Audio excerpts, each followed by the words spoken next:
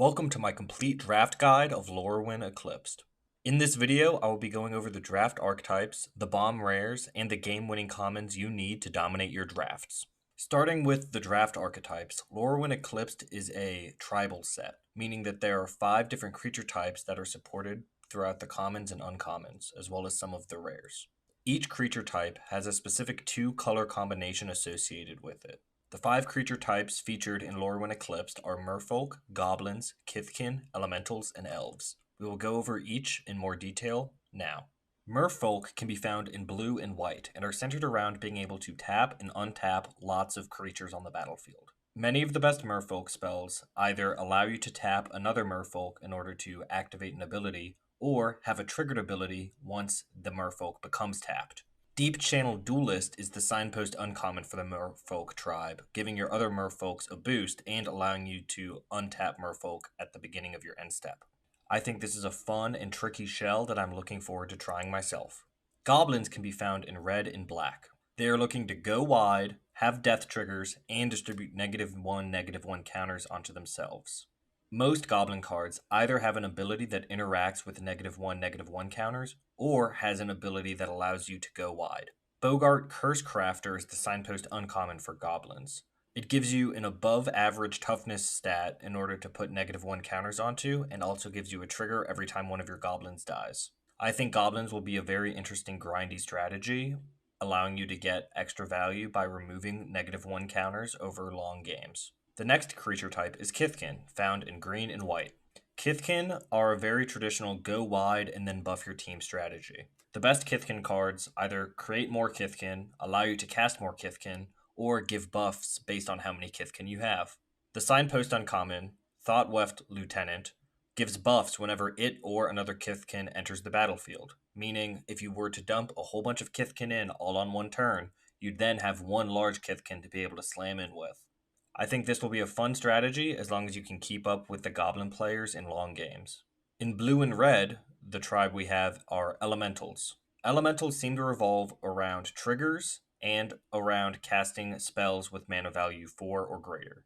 Elementals seem a little bit all over the place with their strategies, but I think that they will play well when put together. The signpost uncommon, Twin Flame Travelers, is probably the best of all of the signpost uncommons. It's a 4-mana 3/3 with flying that says if a triggered ability of another elemental you control would trigger, it triggers an additional time. Like I said, most elementals have a triggered ability of some kind, so this is just a Panharmonicon for your board. If you find yourself a Twin Flame Travelers in your first pack, consider going blue-red. The final supported draft archetype is Elves, found in green and black. Elves are also a more traditional go-wide strategy, but they center around the graveyard, being able to get elves back and to get value out of elves being in the graveyard. All of this can be seen in the signpost uncommon, Morkent's Loyalist, a 3-mana 3/2 that buffs your team, and whenever it dies, you return another elf from your graveyard to your hand. Elves are the other creature type that I think benefit from a go-long game like goblins. They're able to accrue value slowly over time, putting more things in their graveyard and allowing their elves to continue to grow. I'm going to take 2 seconds to plug liking this video and comment what did you play in the pre-release and what did you see that was good. Now we're moving on to the best bomb rares in each color. These are rares that I think would convince me to go into a color early and stick with it. In white we have 4, and 3 of them are mythics, so I'm kind of cheating. Riz is a 2/2 with flash that will save one of your creatures in a combat, then will allow you to remove any number of counters from a creature you control. In a set covered in -1/-1 counters, I think this can grow many of your creatures to unbeatable sizes at a much faster rate than normal. Curious Colossus is a 7-mana 7/7 that makes all of your opponent's creatures cowards with base power and toughness 1/1. If you're able to resolve this creature, you will probably win the game. The new Ajani Planeswalker is a traditional Planeswalker, coming in with 3 loyalty for 3 mana, having a plus that makes a body and a minus that removes a creature. That by itself is likely good enough. The ultimate will probably win you the game, but if you're able to kill 2 creatures and make 4 tokens, you're happy anyway. The last card is a double-faced card, but the front face is good enough on its own. It's a 5-mana 5/5 with flying and lifelink, and it gives all creature spells you control have Convoke. This is good in Kithkin since they're such a go-wide strategy, and it's good with Merfolk because you want to be able to tap and untap your creatures at will. Plus, it's just a 5/5 flying lifelink body. Not all colors are created equal. I think blue only has 3 spells that I would slam pick. Harmonized Crescendo is a 6 mana instant with Convoke that says choose a creature type, draw a card for each permanent you control of that type. In the mid game, if you have 4 Merfolk on the battlefield, you're able to, on your opponent's end step, pay 2 mana, tap your board, and draw 4 cards. This is insane. Lockmare is a 2 mana 4/5 in blue. What? It does enter with 3 -1/-1 counters on it. You can pay 2 and remove a counter from this creature to draw a card. And you can pay 3 and remove 2 counters from this creature to tap a creature and put a stun counter on it. Both of these can be done at instant speed and allow you to get advantage off of a fine body. Plus, if you're putting more -1 counters on creatures over the course of a game, you can load them onto this and draw additional cards. The last card is Thunderflock, a 9 mana 5/5 with flying, but it costs X less, where X is the greatest mana value among elementals you control. In the mid game, I foresee you having a 4 or 5 cost elemental, making this creature cost either 4 or 5 on its own. And when it enters, if you cast it, you return all non-elemental creatures to their owner's hands, basically bouncing your opponent's board and leaving you with multiple large creatures. Black, in my opinion, has the shortest end of the stick as far as bomb rares go. I think both of these are stretches compared to the cards we just looked at, but I did want to shout out a couple black rares. Champion of the Weird is a 4 mana 5/5, and as an additional cost, you must behold a goblin and exile it.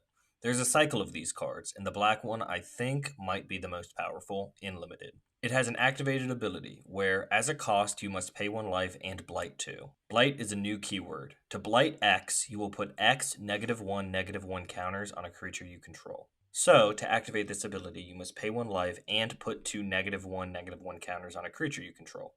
If you do so, target opponent blights 2. You may only do this as a sorcery, but you can do it as many times as you would like. And when this card leaves the battlefield, you will return the goblin that you exiled to your hand. This is a 4 mana 5/5, which is very above rate. It can hold -1 counters very well, and you can also remove your opponent's board if your board is bigger than theirs at any moment. The other bomb rare is Bitter Bloom Bearer, a callback to Bitter Blossom. Say that 5 times fast. Bitter Bloom Bearer is a 2 mana 1/1 with flash and flying that says at the beginning of your upkeep, lose a life and create a 1/1 blue and black fairy creature token with flying.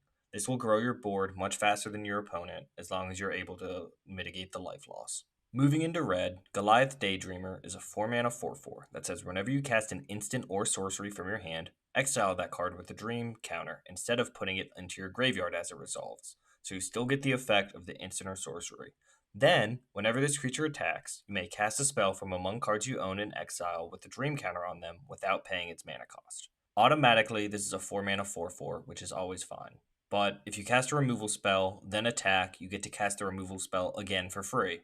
This will always generate you some sort of value, and if you're able to continue getting in with this 4 mana 4/4, you will accrue an unbeatable amount of value. Spine Rock Tyrant is a 5 mana 6/6 with flying, which in Limited is already good enough. Then it has an old keyword called Wither, which says it deals damage in the form of -1/-1 counters. And lastly, it says whenever you cast an instant or sorcery spell with a single target, like a removal spell, you may copy it. If you do, those spells gain Wither, and you may choose new targets for the copy. This turns all of your removal spells into effects that will permanently shrink your opponent's board and get double the value they would anyway. This is an absolute bomb card in Limited. The last card in red that I want to talk about is Soul Immolation, a 5 mana sorcery. As an additional cost to cast it, you must blight X, and this spell says X can't be greater than the greatest toughness among creatures you control. You can't choose to put 1 billion -1 counters all on your 1/1. Soul Immolation deals X damage to each opponent and each creature they control. So if you were to have a 4/5 in play, Soul Immolation would have you sacrifice your 4/5 to deal 5 damage to your opponent and 5 damage to each of their creatures. That effect is ridiculously strong and will win games. Green had multiple cards I thought were worthy of the bomb rare distinction. Aurora Awakener is a 7 mana 7/7 with trample, which is already fine, with Vivid. It says when this creature enters, reveal cards until you reveal X permanent cards, where X is the number of colors among permanents you control. Put all of those permanents in play. So if you're playing 2 or 3 colors, which you will probably end up playing in this format, it's a 7 mana 7/7 that comes with a land and a creature, just based off the probability of what you're going to hit off the top of your deck. Not bad at all. Bristlebane Battler is a 2 mana 6/6 with trample and ward 2. Whoa. but it enters with 5 -1/-1 counters on it. It says whenever another creature you control enters, while this creature has a -1 counter on it, remove a -1 counter from this creature. In Kithkin decks and other go-wides, this will very quickly become a 6/6 with Trample and Ward 2. But even on top of that, this holds -1/-1 counters very well, because you can remove them with ease. I think Bristlebane Battler might be the best rare in the set for limited. Champions of the Perfect is a 4-mana 6/6, and as an additional cost, you must behold an elf and exile it. This is part of the cycle that the Goblin was in. It says whenever you cast a creature spell, draw a card. You don't have to think too hard about how to get value out of this card. It's simply an above-rate creature with a great effect. Selfless Safe Right is a 5-mana 4/2 with Flash and Convoke. And it says when this creature enters, choose your creature type. Other permanents you control of that type gain hexproof and indestructible until end of turn. If your opponent attacks into you and you have 4 elves on defense, you can double and triple block all of their creatures, then tap them to flash this in, protecting your whole board and causing a blowout. I think all of these green cards are extremely above rate, and I think that all of them will win you many drafts. I selected a few multicolor cards to also talk about. Bree of Clan Stout Arm is a 2, a red, and a white for a 4/4 legendary creature that says pay 1 and a white to give another target creature you control flying and lifelink until your end step. It also says at the beginning of your end step, if you gained life this turn, exile a card from the top of your library until you exile a non-land card. You may cast it without paying its mana cost if its cost is less than or equal to the amount of life you gained. So, if you give a 3/3 flying and lifelink and get in, you flip cards until you exile a spell, and if it costs 3 or less, you get to cast it for free. Absolutely insane on all fronts. High Perfect Morkant is a 4-mana 4/4 in green and black that says whenever it or another elf you control enters, each opponent blights 1, meaning they put a -1 counter on a creature they control. It then also has an activated ability of tap 3 untapped elves you control to proliferate. It itself is an elf, so you only need 2 others in play. Proliferating is always good, but since its first effect puts -1 counters on creatures your opponents control, it's really backbreaking. The face cycle of this set are the elemental incarnations, and I'm shouting out 2 of them here. I think a couple of them are not good and limited, but I think both of these are. Emptiness is a 6-mana 3/5 that when it enters, if white was spent to cast it, return a creature card CMC 3 or less from your graveyard to the battlefield. And if black was spent to cast it, put 3 -1 counters onto 1 target creature. I think this is one of the better incarnations to evoke in limited. If you pay black to kill a creature, you're always happy with that. But if you end up spending white, black, and 2 others, you get a 3/5, you get to kill a creature, and you get something back. All that put together makes Emptiness a bomb rare. Catharsis is a 6-mana 3/4 that when it enters, if white was spent to cast it, you make 2 1/1 green and white Kithkin, and if red was spent to cast it, all creatures you control, including itself, get +1/+1 and gain haste until end of turn. This one I would not be as happy evoking, although white for 2 1/1s is not the worst deal in the world. But if you're able to spend 6 and get both modes, you essentially get 2 1/1s and a 4/5 all with haste. This can absolutely win a game out of nowhere, so it deserves a spot on the list. And lastly, in colorless, we have Chronicle of Victory, a 6-mana legendary artifact that when it enters, you choose a creature type. Creatures you control of the chosen type get +2, have first strike, and trample. And, if that wasn't good enough, whenever you cast a spell of the chosen type, draw a card. If you are any one of the creature type decks and you draft a Chronicle of Victory and get it in play, you will win the game immediately. Now I'm pausing for a couple disclaimers. Note number 1, the art in this set is beautiful. I've put more art in this video than I often do, and I just very much appreciate the Magic IP and all of the thought and care that went into designing the set and all of the artwork in it. Second disclaimer, rares don't win drafts, commons win drafts. So I'm going to go over the best commons and a couple uncommons in each color so that you can dominate your draft. In white, it's pretty simple. We have Spiral into Solitude, which is a pacifism effect with upside.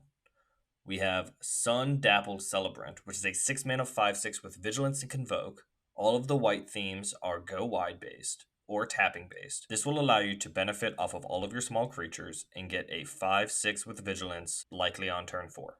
And lastly, Liminal Hold is a 4-mana O-Ring effect that also gains you 2 life. In blue, we have Blossom Bind, which I think is the best version of this effect ever printed. It's a 2-mana enchantment that when it comes in, always taps the creature. Then it says it can't become untapped and it can't have counters put on it, which is important for the -1/-1 counter decks. Unexpected Assistance is a 5 mana instant with Convoke that says draw 3, discard 1.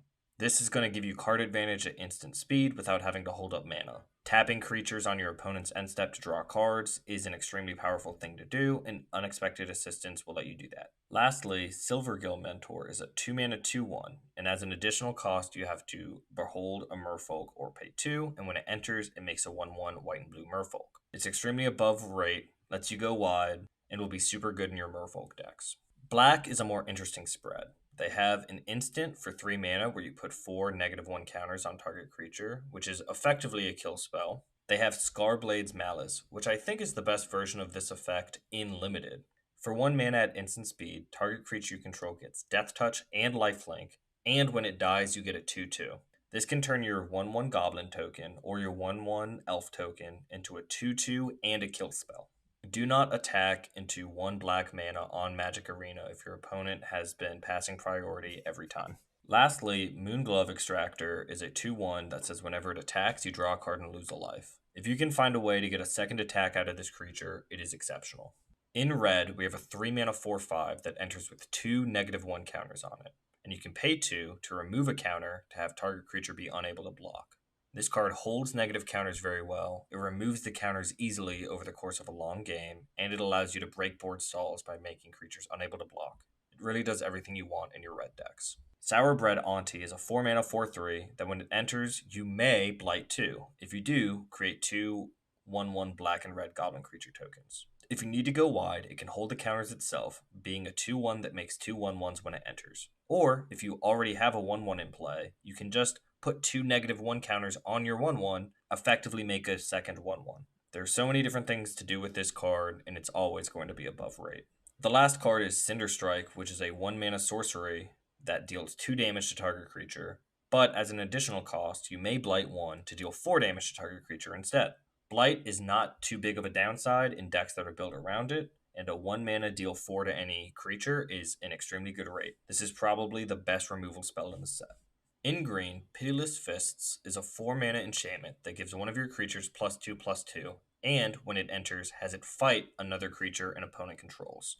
This is a kill spell and a permanent buff, which will always be a good 2-for-1.